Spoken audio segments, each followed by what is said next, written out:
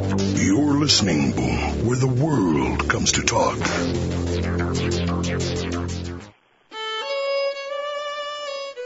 Welcome to Civil War Talk Radio. I'm Jerry Prokopovich. This weekend, the second weekend in April, marks the 142nd anniversary of an event that continues to grip the American imagination. It's an event that historians have explored many times, yet it continues to generate new questions and new theories. It is the assassination of Abraham Lincoln, and our guest today is Michael W. Kaufman, author of American Brutus, John Wilkes Booth, and the Lincoln Conspiracies. Join us for questions and answers about the death of Abraham Lincoln on Civil War Talk Radio.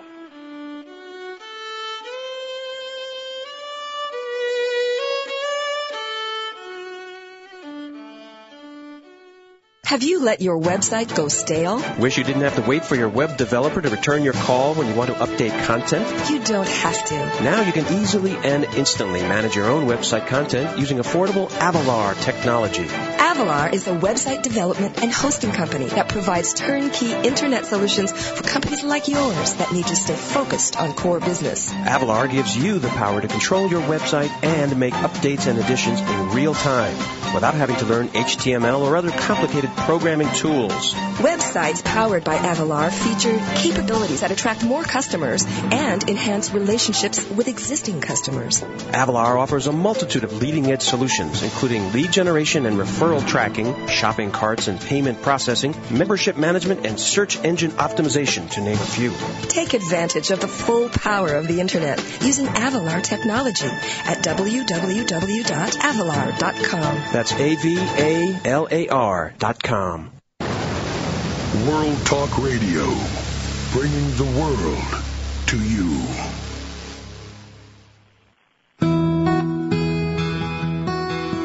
Welcome to Civil War Talk Radio. I'm Jerry Prokopovich, coming to you on a beautiful April afternoon in 2007 from the campus of East Carolina University, office in the Brewster Building.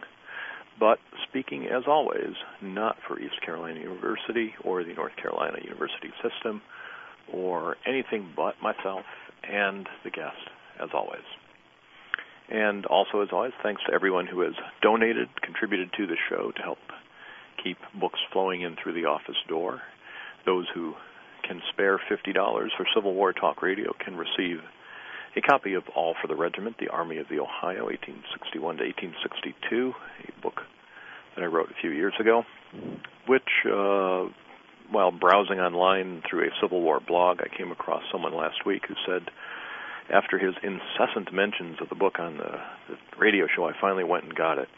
So the marketing campaign is working, and we see this with a spike in Amazon, where the book shoots from number 780,000 on the bestseller list down to about 50,000 every time two people buy a copy, and then it quickly crawls back up to the high six digits. But we take it a step at a time. That's how great empires are made. And if I can share some happy publishing news, in the year to come, Did Lincoln Own Slaves?, the book of questions and answers on Abraham Lincoln that as many of you have helped with by sending me your questions about Lincoln, is now due to come out as a Pantheon hardcover as well as a paperback. So you can get the fancy edition as well as the utilitarian softcover edition. Both are now in the works, and I was happy to hear that this week. But enough about books that aren't out yet. We're here to talk today about a book that is out and about a subject that is out in the American imagination. It is the assassination of Abraham Lincoln. When I worked at the Lincoln Museum in Fort Wayne, Indiana, we once did a poll of the visitors to ask which facet of the Lincoln story they would like to see more exhibits about or more information on. And they range from Lincoln's early life and childhood, Lincoln the lawyer, Lincoln the politician, Lincoln the commander-in-chief, etc. And, of course, Lincoln's assassination was one category. And not to anyone's surprise on the staff, it was the assassination that won quite decisively as the one aspect of the Lincoln story people could not get enough information about, always wanted to hear more about. So we will hopefully satisfy some of those questions today with our guest, Michael W. Kaufman, who's the author of American Brutus, John Wilkes Booth, and the Lincoln Conspiracies. Michael, are you there? Yes, I am. Well, thank you for being on the show today. I appreciate having you on at fairly short notice, I might add, which I very much appreciate. Oh, glad to be here. Now, when I got in touch with you about seeing if you could come and join us here, you mentioned something about being in a television control room. Is that your day job? Oh, yes. Well, tell me what you do. Well, I'm a production operations manager in a television network that broadcasts in foreign countries. So, this like spreading like Voice of America kind of things? Well, I guess it's a little bit. The idea is, and this is all broadcast in the Middle East, the idea is to serve as a model in that part of the world for what journalism is like when people are free to present the news in an unbiased way. So that if there's no government supervision, we can get all the Anna Nicole Smith news we want all the time. I hope we're not doing much much along those lines. I think we're more or less tailored to that part of the world rather than what may interest people over here. So I see. Well, I'm very glad to say that. Yeah, so that would be if people saw some of the things we get in the 24-hour news, trying to fill the slow days, it might be disconcerting to say the least. But so when you're not doing that, or obviously you have an interest in Lincoln and the Lincoln assassination that has led you to write this fine book. What's the source of your interest in this aspect of history? Well, I'm not exactly sure how it started because it's been in my head for so long. As far back as I can remember, the Civil War has been a great interest of mine. I'd lived near Fredericksburg when I was very young, and it's just been, for me anyway, history has always been something interesting. It's been, parks and scenic places and picnics and things like that, as opposed to memorizing dates and so on that a lot of people get. So my interest in history goes back as far as I can remember. It went from Civil War to more personalized into Lincoln, and then when President Kennedy was assassinated, I sort of made the leap into the Lincoln assassination because that was so fascinating, and the parallels that people pointed out just sort of grabbed my attention. Well, that's something one comes across periodically, the Lincoln-Kennedy coincidences. What do you make of that? Well, it is a coincidence. It's nothing more than that. It's interesting because it does get people's attention, and I'm all for anything that makes people say, "Hey, I want to know more about this." Some of those things are not really true. I mean, John F. Kennedy's assassin was born in 1939, but Lincoln's assassin was born in 1838, not 39. Little things like that. But then again, the whole coincidence between the two really is sort of a list of trivia anyway. So what I said in my book, American Brutus, is that one of the things people don't look at is the Lincoln-Caesar coincidence, which John Wilkes Booth noticed, which a lot of President Lincoln's critics noticed during the Civil War, and that Booth deliberately and consciously tried to play up, because in his upbringing, he thought of Brutus as a hero, one of history's great heroes. And during the Civil War, people were comparing Lincoln to Caesar because there was a civil war going on, and because Lincoln was taking on rather extraordinary emergency war measures. Of course, there was a huge difference between Abraham Lincoln and Julius Caesar. And I'm always careful to point out to people that unlike Caesar, Abraham Lincoln did not have some lust for power. I mean, he wasn't doing any of this for the sake of having control, for the sake of having power over people and being able to say yes or no to anything, life or death even. there's no trace in Lincoln's writings or in his proclamations or in anything the inner circle said about him that leads me to believe that Abraham Lincoln was interested in doing anything except what he felt he had to do in order to preserve the country. So it's a very, very different situation, but that's not the way Lincoln's critics presented it at the time. No, but as you point out, Booth saw it that way, and for him, Brutus, the assassin of Caesar, would be a hero. That's also somebody he'd be familiar with through Shakespeare's play, obviously. Well, that's right. You see, every generation of the Booth that we know of had been either thrown out of their country or jailed or something for their opposition to the crown, and all the Booths had that same strain of political views. And in fact, John Wilkes Booth's father was Junius Brutus Booth.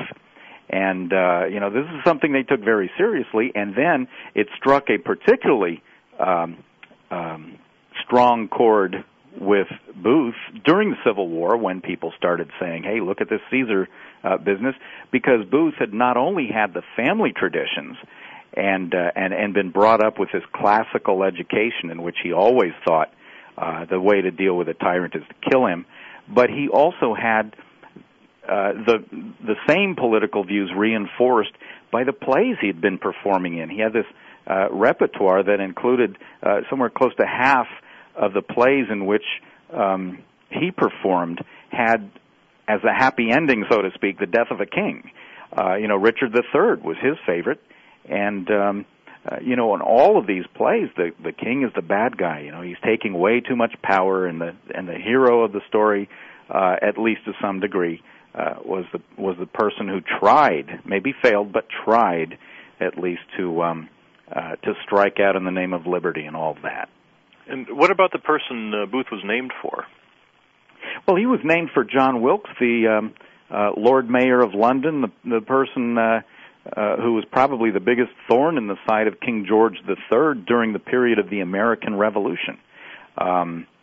Wilkes and Liberty was a big rallying cry over there among the opponents of the king, and it's been said many times that John Wilkes was America's best friend in its fight for independence. He had been arrested 5 times. He'd been exiled. He'd been reelected a number of times back to the Parliament. So again, this is a very high-profile person, and John Wilkes Booth's family always thought that they were related to him, and they were very proud of that relationship. So when John Wilkes Booth's grandfather, Richard Booth, was allowed to name a grandson, he named him after what he thought was his famous relative. I've never personally been able to make the connection, but they believed they were related, and the other people in the family, Algernon Sidney Booth, Junius Brutus Booth, they all had names like that. So everything in Booth's background points him toward this idea of slaying the tyrant. Yeah, and you can see, in fact, 4 years before the assassination of Lincoln, you can already see things kind of shaping up with a trajectory of Lincoln and his emergency war measures, and William Seward are kind of urging him and people believing at the time, at the beginning of the war, that in fact Seward was the real brains behind the administration. He was so much more high profile and was perceived as so much more radical than Lincoln. And you can see how the public perception and those first impressions that are so important started shaping up the events of 4 years later, and that there was nothing in the intervening years that for some reason was able to change John Wilkes Booth's mind about what was going on. I tried figuring out in determining why Booth killed Lincoln. I tried figuring out, the phrase that he spoke when he landed on a stage at Ford's Theater, "Sic semper tyrannis," that's always the tyrants. Starting with that, I wondered whether that was very rational, because I'd never heard that people called Lincoln a tyrant. Well, they did. And if you look from one day to the next, we can trace where Booth was almost every day of the war. And you look in the newspapers during those days in those cities, as he traveled around as a very, very successful actor, you can see that the way the political situation was shaping up, particularly in the border states like Maryland, which is where Booth came from, you can see how the criticism was so sharply directed at those war measures, and in Booth's mind, he kept thinking again and again that this man has gone beyond the law. That was a common criticism, and as I said, Lincoln did what he felt he had to do. In 1861, a mob in Baltimore attacked some Massachusetts troops as they came through the city. They had to come through Baltimore because that's the way the railroads ran, and the fact that they could impede the traffic, the flow of troops into the scene of battle, so to speak, really made Baltimore and Maryland in general pivotal in the early months of the war in getting together the effort to put down the rebellion, as they said. And so it was very important that Lincoln had to do something about people in Maryland who were along that route the troops had to take. So that he of course, suspends the privilege of the writ of habeas corpus and otherwise cracks down there. But everything you said, in one sense, disposes with a commonly held view, or one's commonly held view of Booth as the mad actor, as an insane or attention-crazed, unsuccessful actor who kills Lincoln to make himself famous. It sounds like that's not the case at all. Well, the more I studied Booth, the more I kind of tried to get into his head and figure out what made him tick. The more it sounded as if, at least on the surface, he had reason to believe what he did. Whether it was mistaken or not is a different question. Perception is more important, really, when you're talking about people's motives. Perception is more important, really, than the facts. And it was not irrational for Booth to believe, as he did, about not only the circumstances, but about a possible place in history for somebody who, forgive the expression, slays the tyrant in this case. And so you can see where that comes from. It's not irrational. The question is entirely different, though, about whether Booth had a conscience. As I unfolded the story day by day and hour by hour in this book, it really couldn't escape me, or I hope the reader, that Booth was sacrificing people. He was misleading them. He was getting them by false premises to join his plot, and then he was making sure that they could do nothing to harm him by ensuring that there was ample evidence against them, to make sure that whether they were really in the plot or not, that they would not be able to sort of blow the whistle on him, because it would just look too much like that person was himself a part of all of this. Now, as I said, whether they were in the plot or not, I mean, some of these people were told, Booth said, "I want you to join us," and they were horrified. And then he would always say the same thing: "Well, you can't betray me because you've already been implicated." And that turned around, in my opinion anyway, that turned out to be probably the most important part of this story, because if Booth could implicate someone, if he could make them look as if they had, in fact, taken part in the plot, they could not testify against him. They could not do anything. They were absolutely helpless under the law. In those days, there was no such thing as plea bargaining. You can't just go to the authorities and say, "I took part in this, but I'm out of it now." If a prosecutor had genuine evidence of your guilt, he had a moral and legal and ethical duty to prosecute, and defendants could not testify. That was very important, and Booth knew it, and he used it. Well, let's talk about who these people are. You're suggesting that Booth organized a complex plot with a number of figures, and your book shows, as you just said, that Booth finds a way to weave people in and hold them in. If he's just going to walk up behind the president and shoot him with a gun, why does he need all these other people?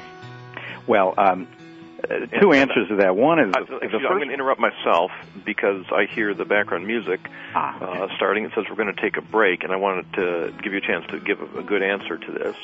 And I know our listeners want to hear who was in the Lincoln conspiracy or the Booth conspiracy. So we'll take a short break. We'll be right back with Michael W. Kaufman, author of American Brutus, as we talk about the assassination of Abraham Lincoln on Civil War Talk Radio.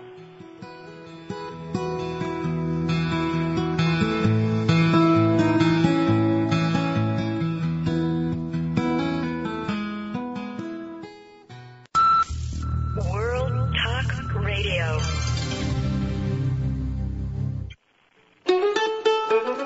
How did it happen? How was the President of the United States left unguarded in a public place to be assassinated by John Wilkes Booth? We'll ask this and other questions of Michael Kaufman, author of American Brutus, John Wilkes Booth and the Lincoln Conspiracies, when we return on Civil War Talk Radio.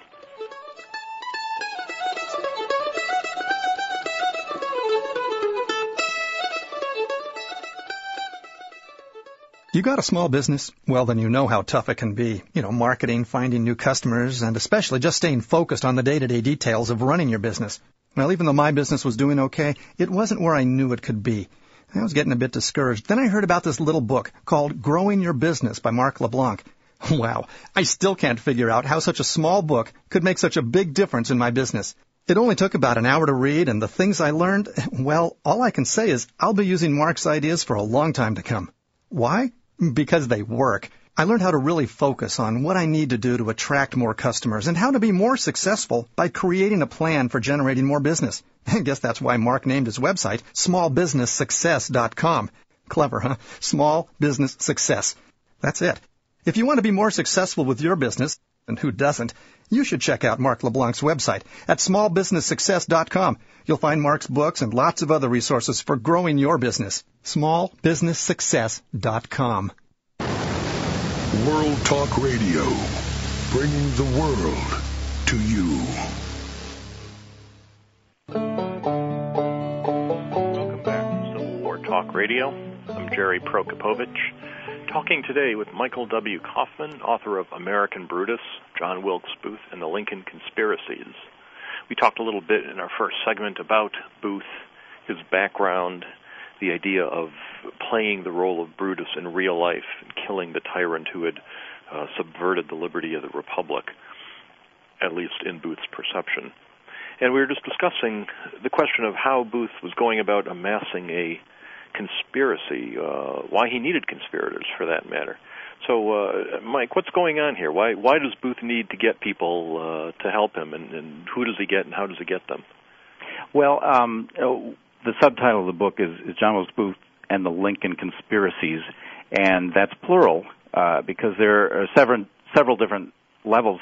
In the summer of 1864, Booth got together with two old boyhood friends, and they started talking about the possibility of capturing Lincoln and taking him while he was on his way out to the soldiers' home, and throwing him in their carriage and taking him down to Richmond and then holding him hostage so that they could force his government to go back to a prisoner of war exchange policy, which they had in effect earlier in the war. Nothing happened for a long time, and I sort of count that as a separate conspiracy because after a couple of months of doing nothing at all, Booth seems to have picked up the trail again, this time with an entirely different group of people, and he appears to have had a slightly different take on things. He was telling these other people, not that we're going to capture Lincoln on his way out to the soldiers' home, but rather we're going to capture him in the theater, and we're going to tie him up in his theater box and take him across the stage and out the back door, and it's a completely ridiculous idea. But all of the people who joined Booth beginning at the end of December 1864 and on had an entirely different idea about what they were doing than the earlier ones. They never met. The two different groups never met until a month before the assassination, and there was a major blow-up about it. My feeling is that Booth originally started talking when he was drunk. The three of these guys in Barnum's Hotel in the summer were just sort of just passing the time, really, and nothing came of that. But later on, when he started to think about it, and when the political situation changed, Sherman had already done his march to the sea, and the election had gone for Lincoln, which was not generally predicted in the summer of '64. Any number of things had changed the fortunes of the Confederacy, and Booth then started to lay out plans to get out of Washington and into Virginia. This was something the two people he'd conspired with originally had no idea how to do. They were Baltimore boys. Now he started establishing contact with people who made that trip normally and who lived in southern Maryland and who knew the ropes about getting things across the Potomac River. So that was, in a way, a different group entirely, and you can see why they would be necessary for his plot. Even if he only intended to assassinate the president, he still has to escape. He still has to get somewhere into the South. And the people of southern Maryland had since the beginning of the war, had been sneaking across into Confederate territory for various reasons, and they had a well-worn path. A lot of people had been doing this almost professionally for years by the time Booth came down there and started scoping things out. So the answer to your question, the short answer is that he needed people to help him figure out how he was going to escape. So he gets these people with him. He gets some of them also aboard with the idea of trying to kill other members of the federal government. And I want to sort of flash ahead to the actual day of the assassination. By this time, he's given up the kidnapping plot and has gone to the murder plot, and he's going to have his cohorts kill the vice president and secretary of state. Yes. How does he? Well, there are a lot of questions about the actual assassination. I'm sure these are questions asked frequently. I hear them frequently, and one of them. Let me just start with a minuscule one. Booth learns that Lincoln's going to Ford's Theater, and when he's actually there in Ford's Theater trying to see what the president is doing in the presidential box, there's a hole in the door. Yes. That he is able to peek through. Did Booth drill that hole in the door for this? I believe he did. He had pretty much the afternoon to do that and to prepare other things in and around the theater for what he thought would be the assassination that night. He had free run of the place. In fact, when he found out the president was going to be there, he happened to be picking up his mail. He knew the Ford family who owned the place since he was a little kid, and when he was traveling around the country, he would have his mail delivered to local theaters. When he was in Washington, people would send his letters to Ford's Theater. So he could come and go anytime he felt like it. According to the son, was it the son or the nephew of one of the Fords? Mm-hmm. I want to say it was Frank Ford, maybe. Always denied that Booth actually drilled the hole in the door, and that the management had put the hole in the door so that the guard could make sure Lincoln was all right without opening the door every time. Have you heard that story? Yeah, that's right. There was a historian for the National Park Service, George Olszewski, was writing a book about the restoration of Ford's Theater, mm-hmm. and he received a letter from the son of Harry Clay Ford, who was acting manager on the night of the assassination.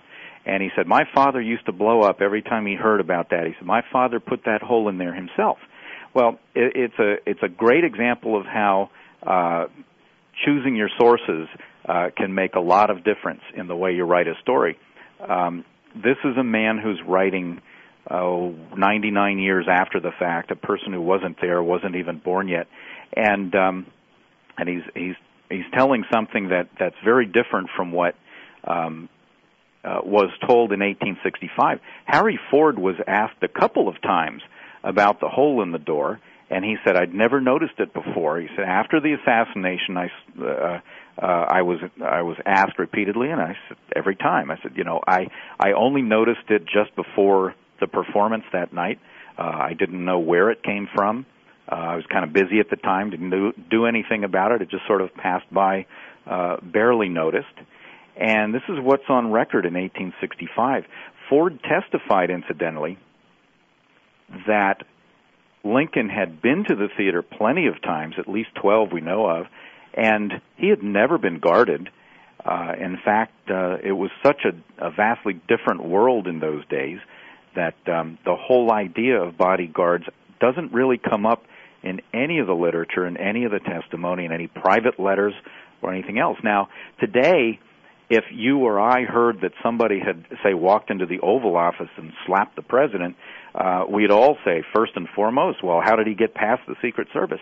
That question didn't come up in 1865 at all, which to me is a cultural indicator that it wasn't expected that Booth would have an obstacle, by way of bodyguards and all that. So the whole story about Booth, the whole story of Harry Clay Ford putting that in there himself contradicts Ford himself on the record, and contradicts what Ford himself said about Lincoln having guards and so forth and being able to look in. When John Wilkes Booth was surrounded and killed on the 26th of April, a civilian detective named Everton Conger went through Booth's pockets, and he brought back what he found to Washington, and for some reason took them over to the office of the New York Tribune and showed them off to reporters. And some of the things in there included painted wood shavings. I think that Booth had drilled the hole with a gimlet, and a gimlet was found in his hotel room, and that the shavings were dropped into a handkerchief, which he then wrapped up and put in his pocket. So the answer is not definitive, but you definitely would argue for Booth having been the driller that day. Yes, and again, this is the difference between the contemporary record on it and what somebody said many years later. I always prefer what was said at the time, unless you can find a reason why somebody at that time would lie or in some way, not know the full truth and mislead in some way, from that. What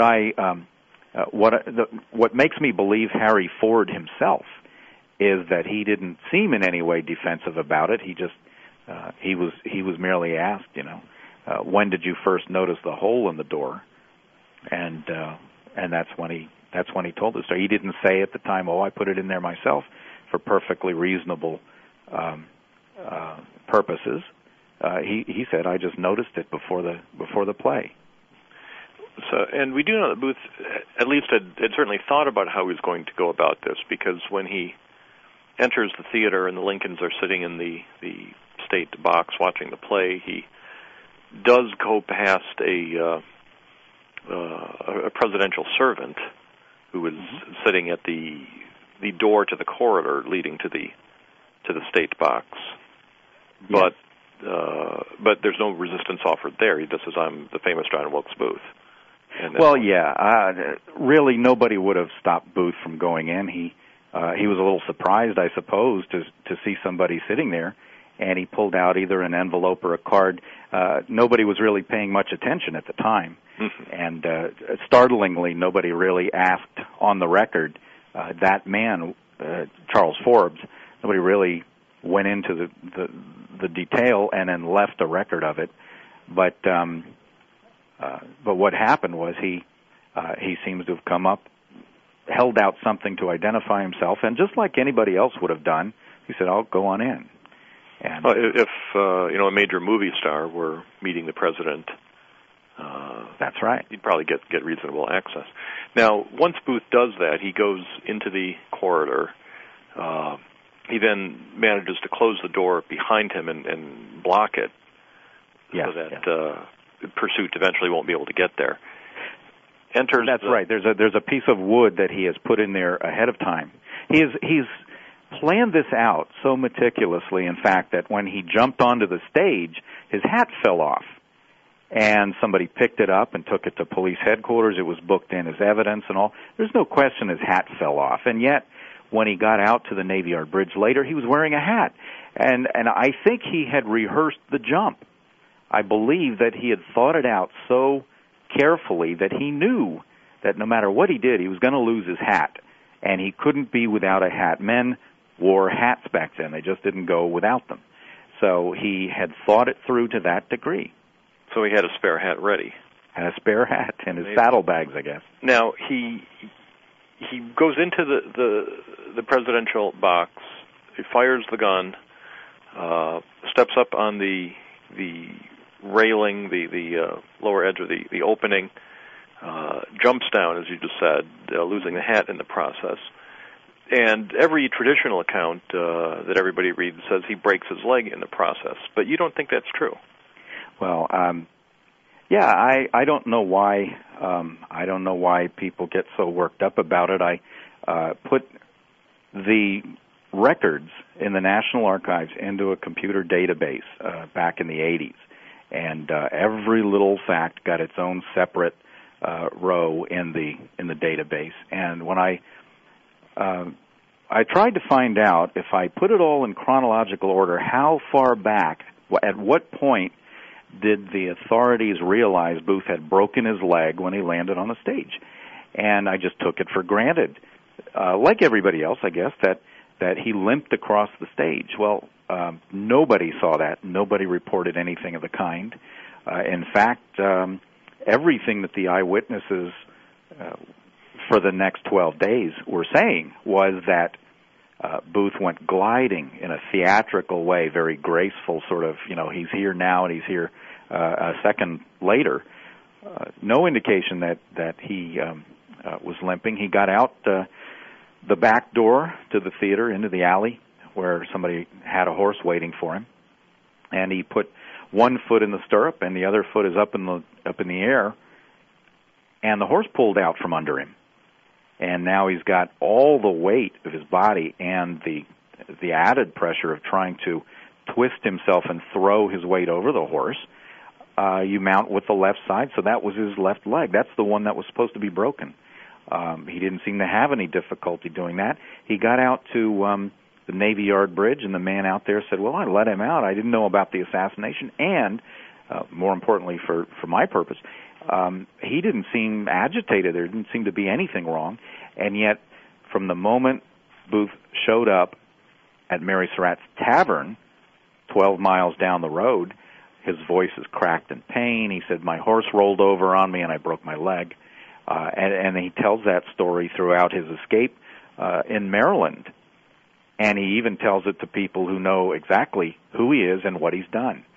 But later on, when authorities started investigating the horses, they found that Booth and David Harold, one of the other conspirators who caught up with Booth outside the city, they had switched horses.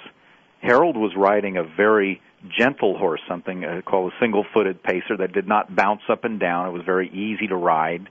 And that's the horse Booth was riding from then on. Not only had they switched horses, but the horse that Booth rode out of Washington had a badly swollen left shoulder and a big gash on its left front leg. So that horse had clearly tripped and hurt itself, and it was lame from a certain point in the escape on down. So what people have done is looked at Booth's diary, in which he starts, he's out, he's very disillusioned, he's been out in the woods, he's been, feeling sort of kicked around, and he says, I acted boldly and not as the papers say. And then he starts going on about how, great chances he took and how dangerous it was and all of that. And in this little passage, he says, in jumping, broke my leg. And although nothing else he said there was true in that passage, that's the one part of his diary entry that people have believed over the years. And it was actually very slow to catch on, but it's become one of the great pieces of American folklore. Is it possible he meant in his horse jumping over an obstacle that he broke his leg? He could have meant that. He could have, but by the time anybody saw the diary, Booth was dead. So we won't know exactly. That's right. Well, we're going to take another short break, and when we come back, we'll ask the question people ask no matter how many times you tell them what really happened. And we'll ask that question of our guest, Michael W. Kaufman, author of American Brutus, when we return on Civil War Talk Radio.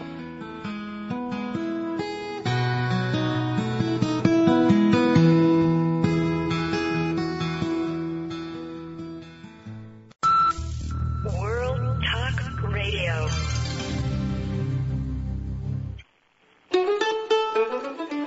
Booth had his conspirators who attempted to assassinate the entire leadership of the federal government, but that's not enough conspiracy for some people. There are those who insist it must have been Edwin Stanton behind the whole thing. We'll ask our guest, Michael W. Kaufman, about this Lincoln conspiracy when we return on Civil War Talk Radio.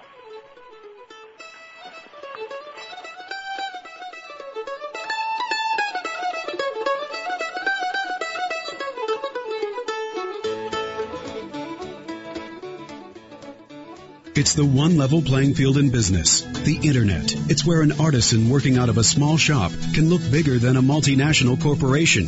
But to achieve this level of visibility, your company's website needs a developer who knows the net and how to make it work. Your company needs Appsio. Appsio's success comes from producing websites that reflect the attitudes and uniqueness of their respective organizations. Make a great first impression on the web. Choose Appsio, APSYO. For more info, visit www.appsio.com. You're listening to World Talk Radio, where the world comes to talk.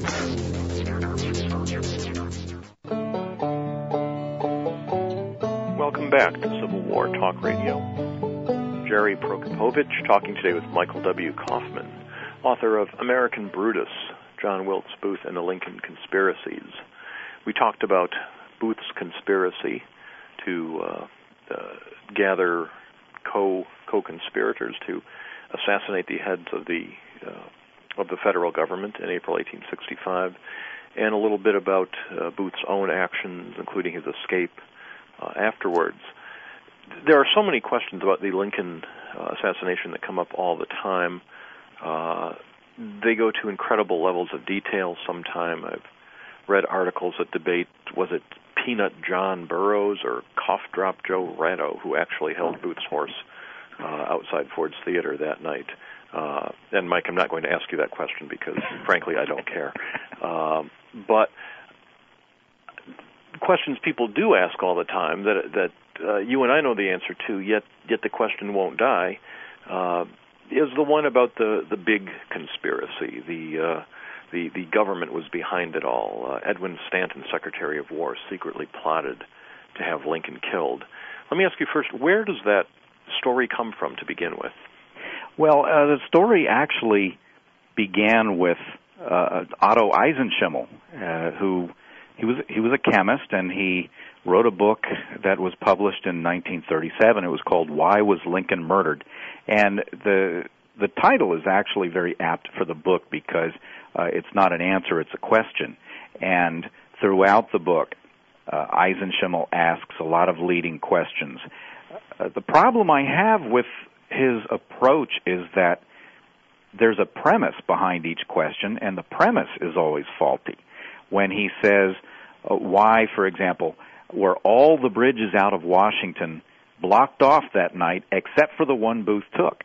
Why did all of the telegraph lines out of Washington shut down mysteriously that night? You know, he's assuming that those are true points, and they're not, because Eisenschimel actually used sources that contradict those premises. When he said that all the bridges out of Washington but one were closed, he's actually referring also to the the original statement by the sergeant that Booth encountered at the Navy Yard Bridge. And that statement says, I told Booth I had orders not to let anyone cross after 9 o'clock. So I guess the government did all it could to make sure that that bridge was closed as well. And I guess I don't know why Eisenschimmel overlooked that, but Sergeant Silas Cobb, that man who let Booth pass, is very. I'm presuming he was very embarrassed about this, and he said quite honestly, I thought the war was over. You know, I don't know why Cobb should be blamed necessarily for having what they called field discretion at the time. He thought the war was over. He had not heard about any danger from within the city, from people passing out. He wasn't willing to let anyone go from outside the city in, but you know, he violated his orders, technically speaking, but you know, he's just trying to use his common sense. Now that was one point. Another point that is very big in the Eisenschimmel thesis was that all of the telegraph lines were shut down that night. And, in fact, only one line was shut down. A man who ran the People's Line, his name was William Heiss, he did not want his line, which went directly to Baltimore, to be used by the conspirators as a signal. It was a commercial line. It shut down at 5 o'clock in the evening or afternoon, and he opened the door to his office, went in there, and shorted out the line. Somebody later tried to use it, found that it wasn't working, and then this is what started the whole thing.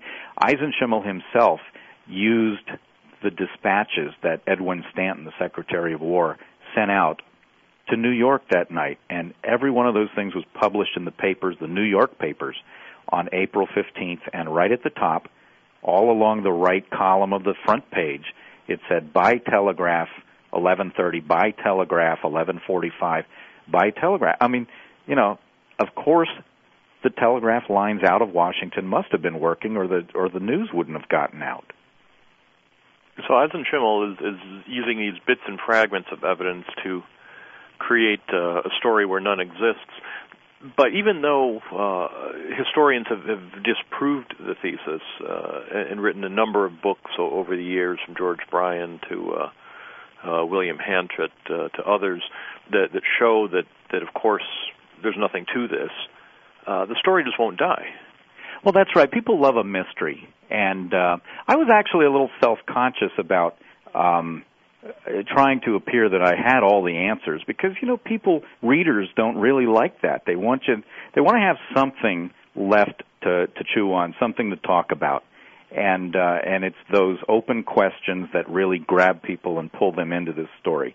When Eisenschimmel came out with this, people just went crazy. It was a bestseller. It did extremely well. He had a follow-up to it later on, and anytime somebody made an effort to stomp it out later, well, let's just say they didn't do as well in book sales. And I think that's the key. I think that's why people are interested in the Kennedy assassination and the Lincoln assassination, but not necessarily Garfield and McKinley, because in both of those cases you had somebody standing right there with a gun in his hand, and there was not that much mystery left. You know, that I'm sorry to hear that, because I have this big publication I'm planning, the coincidences between the Garfield and McKinley assassination. Oh, really? I'm hoping I can make $1 million, but it looks like it's just not going to fly. Oh, no. Oh, well, it was worth a try.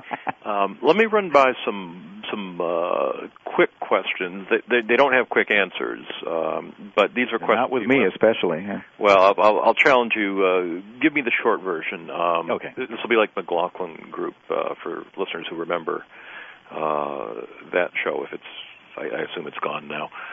Medical care. Did the doctors try to save Lincoln, or did they kill him that night?